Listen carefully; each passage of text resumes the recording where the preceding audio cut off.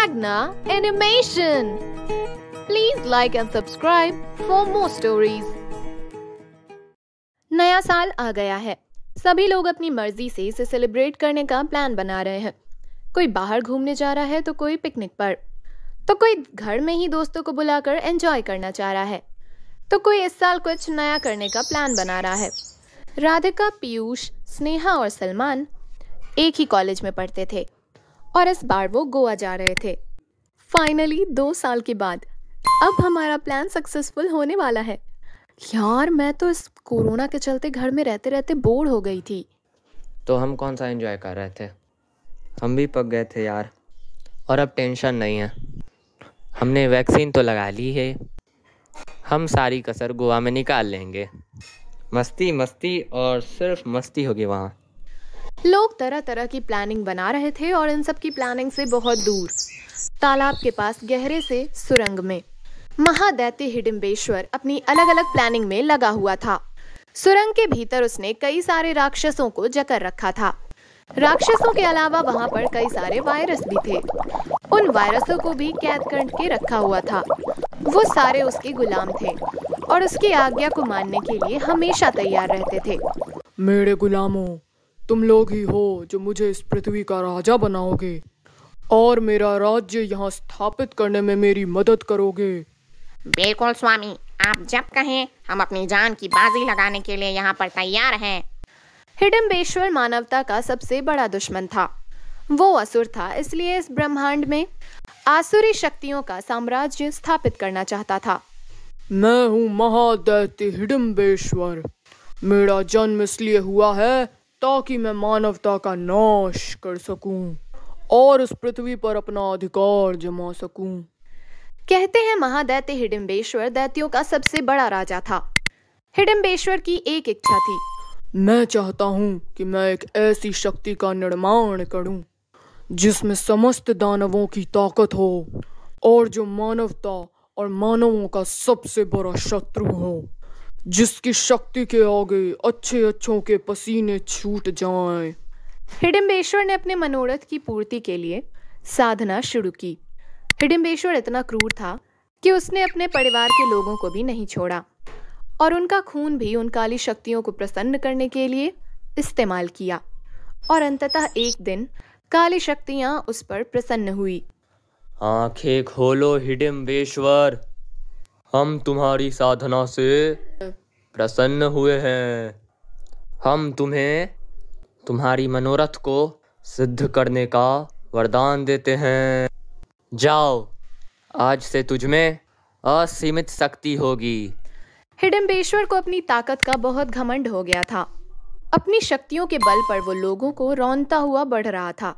लेकिन कई 100 साल बीत गए पर पूरी दुनिया पर अपना कब्जा नहीं जमा सका। उसे लगता था कि ये दुनिया बहुत बड़ी है, इसे पूरी तरह से जीतना मेरे अकेले के वश का नहीं। मुझे कुछ ऐसा करना होगा, कुछ ऐसी खोज करनी होगी जिससे मैं यहाँ बैठे बैठे ही पूरी दुनिया में तबाही मचा दूं। उसने एक बार फिर से काली शक्तियों की आराधना की और उनसे नई शक्तियां मांगी। हिडिंबेश्वर, आज हम तुम्हें वायरस को काबू करने की शक्ति देते हैं। भविष्य में इन्हीं वायरसों का जोर चलेगा। तब युद्ध हथियारों के बल पर नहीं, वायरस के बल पर जीता जाएगा।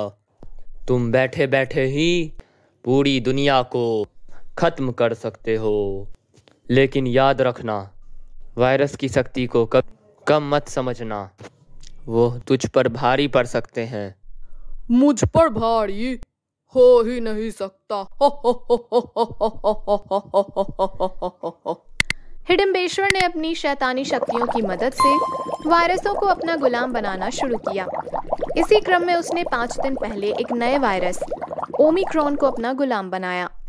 हिडिंबेश्वर अपनी शैतानी ताकतों की मदद से किसी को गुलाम बनाता, लेकिन जिसे भी गुलाम बनाता उसकी ताकत का परीक्षण वो जरूर करता और परीक्षा लेने के लिए वो खुद उससे लड़ता। आज भी उसने ओमिक्रॉन समेत कुछ वायरस की परीक्षा लेने का मन बनाया था। मेरे गुलामों, मैं इस धरती पर तबाही मचाना चाहता हूँ। इस पूरी धरती को इंसानी रक्त से लाल करना चाहता हूँ, लेकिन मैं जानता हूँ ये कोई आसान काम नहीं है। इसके लिए मेरे जैसी ताकत चाहिए। मेरे गुलामों, इससे पहले कि मैं धरती पर तुम्हें तबाही मचाने भेजूं, तुम लोग एक एक कर मेरा मुकाबला करो। हम तैयार हैं स्वामी। उसके बाद हिडिंबेश्वर ने जकरे वायरस से एक एक कर मुकाबला करना शुरू कर दिया, लेकिन वो सभी पर भारी पड़ा। उसने सभी को धूल चटा दी। यही ताकत है तुम लोगों की। तुम जैसे कमजोर और असहाय वायरसों के बल पर मैं ये दुनिया जीतने से रहा। हिडिंबेश्वर अपना गुस्सा सारे वायरसों पर निकाल रहा था, तभी ओमिक्रॉन बोला, स्वामी, मेरी भी परीक्षा ले लेते आप। तब मुड़कर हिडिंबेश्वर ने उसे घूर कर देखा और कहा, तुझ में ऐसा क्या खास है? हाँ, वो तो मुझसे मुकाबला करके ही पता चलेगा आपको, लेकिन उसके पहले मैं अपना परिचय दे दूं।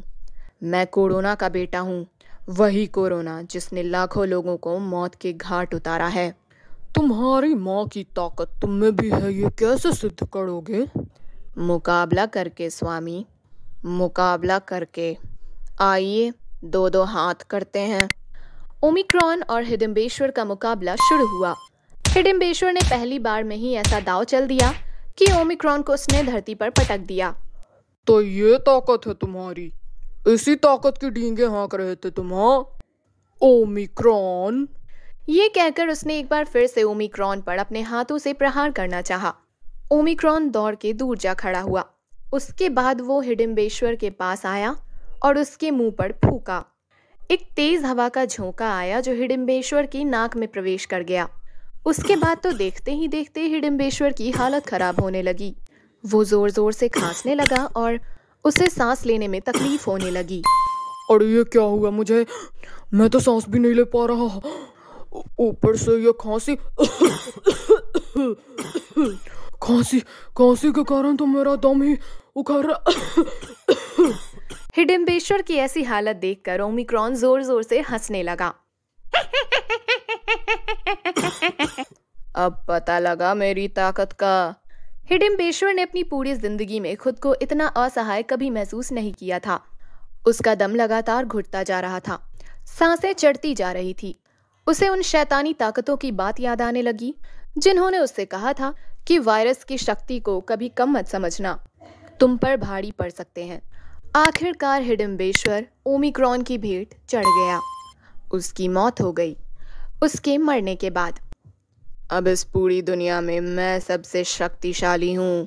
अब मेरा होगा साम्राज्य यहाँ, ओमिक्रॉन का साम्राज्य।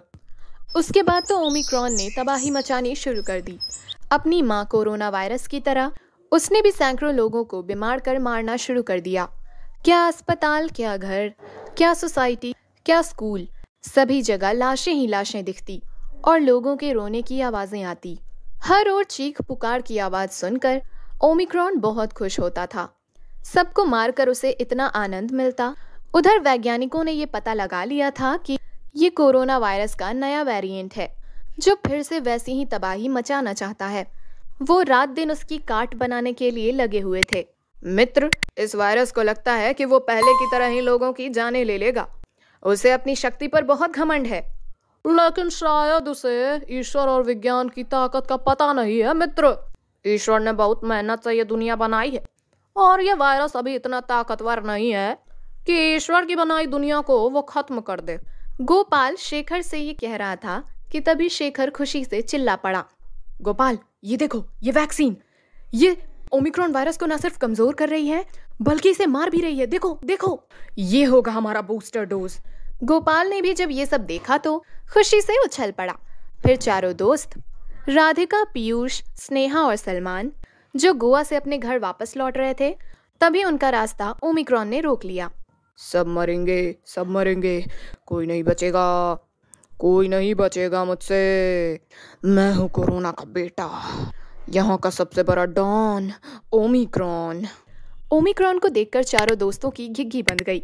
वो उन पर हमला करने ही वाला था कि तभी राज, शेखर और गोपाल उसकी तरफ दौड़कर आ पहुंचे। ओमिक्रॉन कुछ समझ पाता उससे पहले उन दोनों ने ओमिक्रॉन पर वैक्सीन का वार कर दिया। ये क्या है? ये क्या है? अरे ये क्या चुभा दिया तुम लोगों ने?